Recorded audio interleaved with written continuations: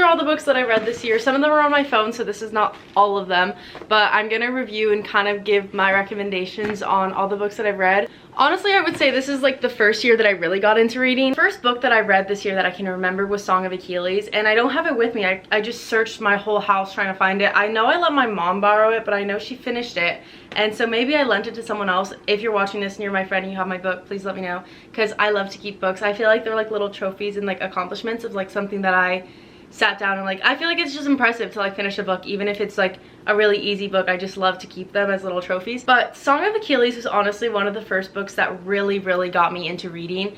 It was a little bit slow at first, but I feel like the detail and I forget what author it is, I need to look it up. It's Madeline Miller.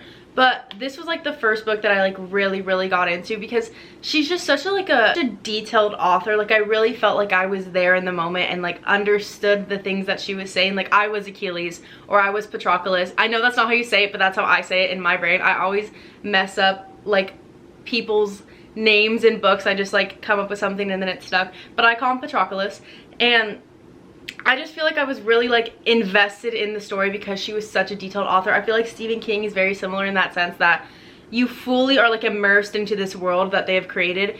And it was a little slow at first, but once I got like really into it and I was invested in the characters, I finished the book within 2 days, and it did leave me in tears. Like I remember just sitting there like bawling for a little bit. Not even the fact that it was like a sad ending, because it really wasn't, but I was crying at the fact that like I had no more pages to read, and like I couldn't continue this story with these characters that I felt like connected to at that point. And so I feel like that's 10 out of 10. I gave it 5 stars. Amazing book. And because I like that book so much, I bought her other book called Circe. This book I thought I was gonna have like the same type of connection to, because Madeline Miller is such a good author. But honestly, this book just had the same level of detail and like character development, but it just didn't do it for me. I feel like it was too slow. This book took me a good 2 weeks to like get through, and it wasn't because I really even wanted to finish it. I was like, I was kind of forcing myself to see if like the book would get better. I honestly don't recommend this book. If you're gonna read any of Madeline Miller's books, I would be Song of Achilles, and I feel like it deserves the reputation that it has. This book is just not personally for me, so I would give it like 2 stars in all honesty. I know some people that really love this book, but not my cup of tea. This book went super viral on TikTok. I think this is one of the first like books created book talk. Colleen Hoover books are really easy to finish in one day because they are very like captivating. Like I do like I'm very intrigued, and because they're all romance books, it's like you want to get to the point where they are together already, because you know that's like where it's gonna head. Like I don't think she has created a single book that isn't a romance book. But honestly, to me, this book's overhyped. I don't know. I didn't really care for it. This was the first Colleen Hoover book I've ever read. I think I've read 4, but this is like second to least favorite. I was expecting a lot more out of this book because Book Talk made it seem like the most incredible book in the world. And I've come to realize that, no offense, Colleen Hoover books are just not going to do that for me. I would rate this book probably like 2.5 out of 5. I don't know, not my favorite. Once I finished that book, I just wanted to give it another try, so I read Variety. I think it's actually Verity, not Variety. Verity was honestly like my favorite book out of all of the Colleen Hoover books, because it has mystery along with the romance, and I feel like the mystery is what kept me going and kept me interested, because the romance in all of Colleen Hoover books I just feel like are very similar. They're very predictable in my opinion, because you know they're gonna get together. That is the point of all of her books. But because there was mystery in it, honestly the last like 50 pages had me stumped. Like I really didn't know what was gonna happen, and even at the end I was shocked by the outcome. That was not what I was predicting at all. I would highly recommend that book. That book is actually really good. The mystery aspect of it, I feel like I wish that Colleen Hoover would create more books like that, as opposed to like her just romance-based books. I would give that book a 5 out of 5, honestly. This is another book.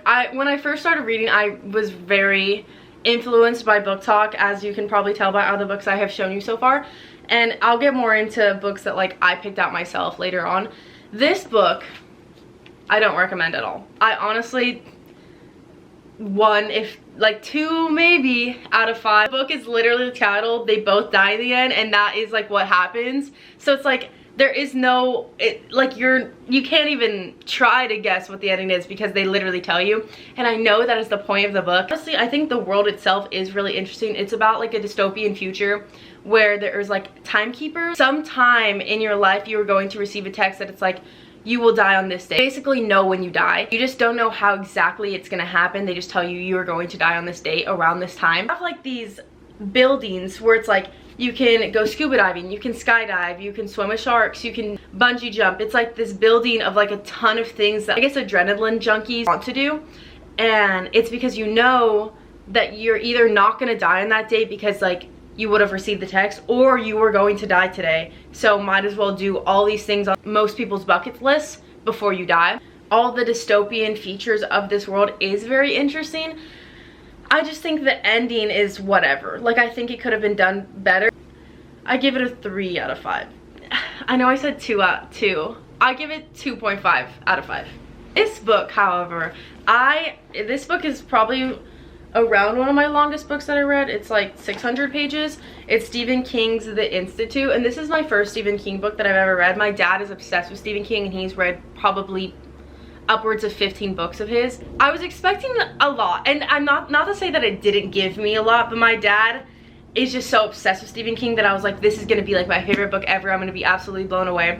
And I will give him credit. Stephen King does best author at creating a world that you truly feel like you are a part of. Like, his world building and descriptiveness in his books is so incredible. You can fully like see it in your brain because of how descriptive he is. For how long of a book it is, it's really just the book ends out of nowhere. I think Stephen King is amazing at writing books, but he is not amazing at ending books. But it just ends like in the most predictable way possible. So that, I think, is the only faulty of the book, but honestly the book itself like is just such a good story, so I would give it a 4 out of 5. This series is probably the most talked about fantasy, young adult, romance type of stories on TikTok possible, and this is the first ever series that I got into. I don't have the first book with me because I'm letting someone borrow it right now. I will say the first book had me hooked. Like, this is the first series I genuinely, when I finished the first book, I got in my car and went to Barnes & Noble within seconds. Like, I was laying in bed, not dressed at all, got up and just drove because I had to get the next books to continue the story because I was just so invested in it. I read the entire series in a week. I recommend this so much, and I know that Sarah J Maas has another series. It's like Assassin's Blade or something along those lines. And I do really want to start that series, and I probably will this year, but I'm a little bit nervous because honestly this series, I was so invested in this series that like days afterwards I would just like sit there like thinking like, wow, like I have no more pages to read, like I am done, like this is done. It like gave me like a book hangover, you know what I mean?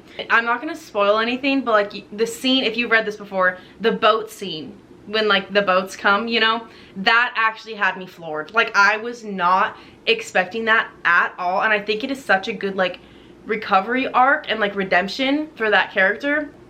It really just like wrapped up that storyline so incredibly well. But if you're wanting some sort of romance fantasy series that like you will be so invested in, I very highly recommend Akatar. Also, if you have read this, do you say Rysand or do you say Rysand or Rysand? Yeah, do you call him Reese? Because I don't. It's Rice. I literally call this man Rice. This is another series that I've only read the first book and I want to read more of them. It's another romance series. I've heard that they're all about different characters in the same world, and so it's not really like character development at all. Like, they can all be standalone books. This one was pretty good. These remind me a lot of Colleen Hoover type books. I feel like there's a very big romance section right now because of Book Talk that are very Colleen Hoover-esque. And so these are the kind of books that I read after I have like an intellectual read or just like a read that was hard to get through. So I'd always mix in like a really easy read like this or like a Colleen Hoover to kind of like boost my morale of like, okay, like I can keep reading. Like, not all books are gonna take me like a month to get through. And I'd give it like a 3.5 out of 5. This book I got in the airport of Rome. It's called The Silence of Girls by Pat Barker, and it's about the same like Achilles storyline, but it's about Briseis. I believe that's how you say her name. If you've read Song of Achilles, I don't recommend this book at all. If you haven't, then I recommend you choose Song of Achilles or this one. They're the exact same story, and like I went into it knowing that this was about Achilles and like Briseis, but I just thought that it would be a little bit different. If I were to choose, I would choose Song of Achilles. I don't know, this book was like just if I would have read this book first, I'd probably give it like a 4 out of 5, but I didn't, so I was really bored the entire time because I knew everything that was gonna happen. Okay, In a Dark, Dark Wood. Okay, this one was one of my first books that I picked out solely by myself, not with the influence of book talk or anything, just because I saw it there and I was like, wow, that looks good. And it wasn't. It's a good story, but just again, very predictable. There was no like aspect of it that I was like, because it's a thriller kind of horror type book. Just didn't do it for me. It's kind of boring. But I finished it just to finish it. So 2 out of 5. I had a completely different idea of this book before I read it. I thought it was going to be more similar to ACOTAR than it really is. This is more like ACOTAR for people who want more of like a political world.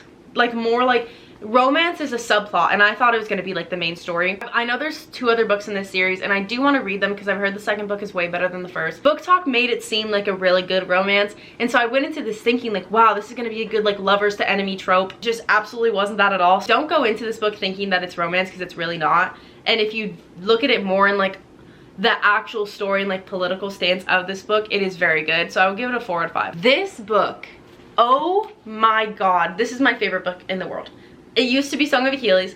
This is the most heart-wrenching, literally destroyed my soul book. Actually, I'm not even joking. I went through probably a whole month where I would just be randomly driving after I finished this book and think about the characters and like cry.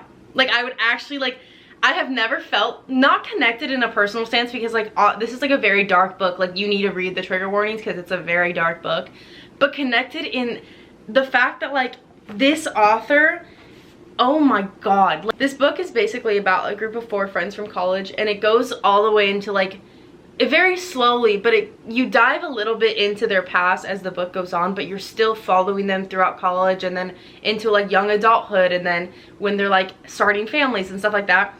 And it's about 4 guys that are like best friends.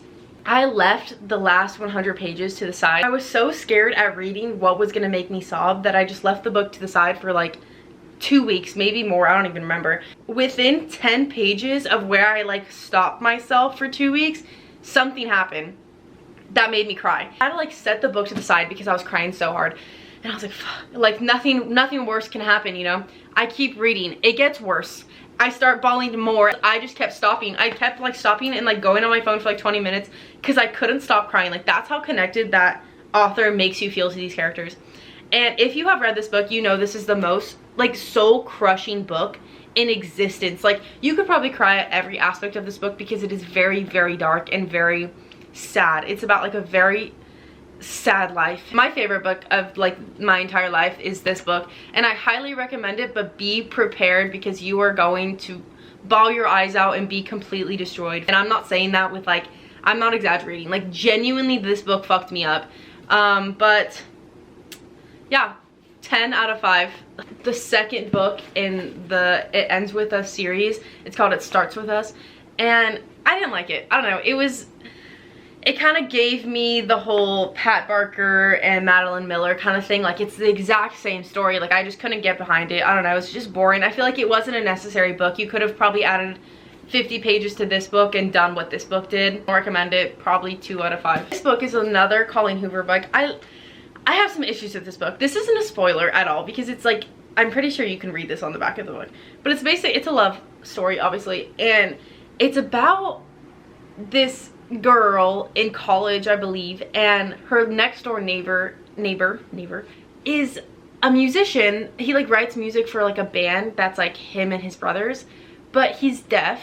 And my thing, there's a lot of parts in this book where they're talking but he's deaf, and like they make it clear that he cannot talk. Like he texts her a lot and she would like mess up a lot where it'd be like they just were talking. It was just frustrating that she didn't keep it consistent within the book. Like if they could only text to talk, she should have always made it that they texted to talk, because sometimes they would be like, and he said this, and I'm like, but I thought he couldn't talk, you know what I mean? So that was what was frustrating about this book. But it's like a pretty mid and normal predictable love story from Colleen Hoover, so like 2.53 out of 5 is whatever. Another series, I have the 4th book but it's over there, I don't want to grab it. This series, it was kind of on accident that I read as many as I did. It starts with this book, but I accidentally bought A Touch of Ruin, which is like the third book in the series. I should have done a little more research. I just saw it on the desk at Barnes & Noble and I was like, okay, that looks good. It's about Hades and Persephone, Greek mythology reworked story, I guess. It's pretty good. I actually really enjoyed it. I read this book in like a day. Basically, there's like a whole, like the books that look like this, that like are all like viney and stuff, those are from Persephone's point of view. And then there's these ones that are kind of like, I think that's a crown. Yeah, a crown and smoke. They look like that. Those are from Hades' point of view. If you want to read this series, I would read the first two, one in Persephone, one in Hades, and just stop. I would give it 4 out of 5. But including all the other books, I don't know, I guess I haven't finished the series, so I can't give it a proper rating, but I would give it like a 3, like just not worth the read to me. This book, The 7 Husbands of Evelyn Hugo, well, my bangs are all weird.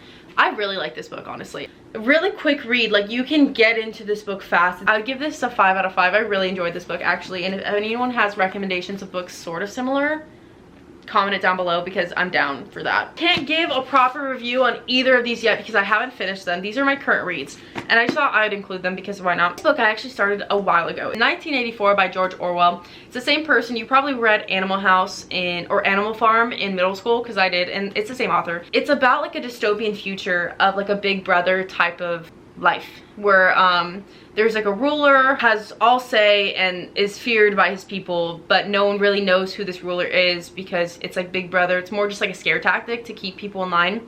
But there's different levels of society. It's like the party, and then it's like the outer party, and then I forget what they're called, but it's basically the poor of the society.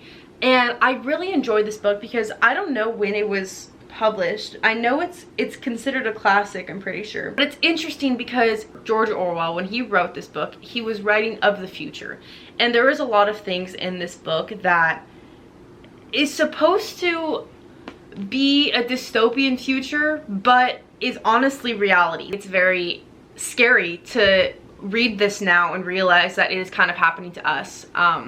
And so it's an interesting read. I really like it. I need to finish it and I'll give a better review once I do. But I highly recommend this if you want a more like dystopian future but still like an intellectual read. It's not, it'll give you food for thought, I guess.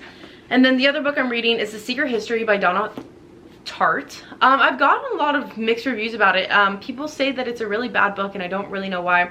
I'm only 100 pages in so far. This book, I have not finished it yet.